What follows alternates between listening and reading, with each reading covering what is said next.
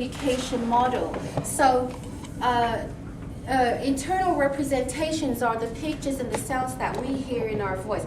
For example, I'm external, I'm outside of your head and I'm saying a thing, but internally inside your head, you're saying, okay, well, let me see what that means now. She's saying this and so on. So that's the internal representation. It could be a picture, a sound, anything like that. This is affecting how you feel in this moment, your state, your well-being, if you feel well or if you don't feel well.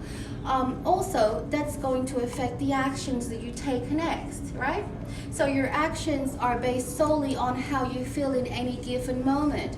And at the end of that, in the end, it's going to suggest how you're living your life.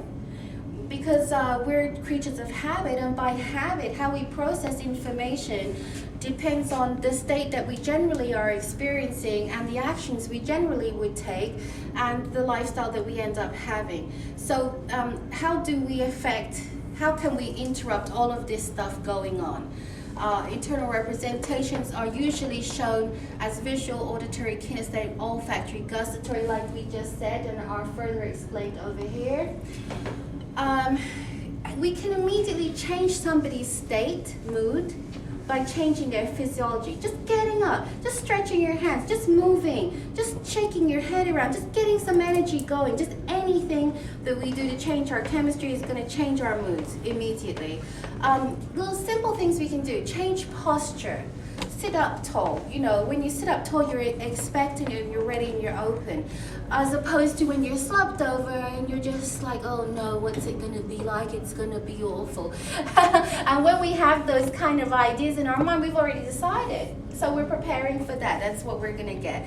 Breathing. Breathing has everything to do with it. We can use breathing to understand somebody's experience. We can match their breathing to get a better rapport for them.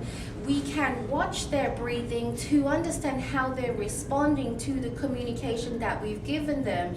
And we can, as a larger whole, get a person into trance just by breathing at the same rate as us. Make sense?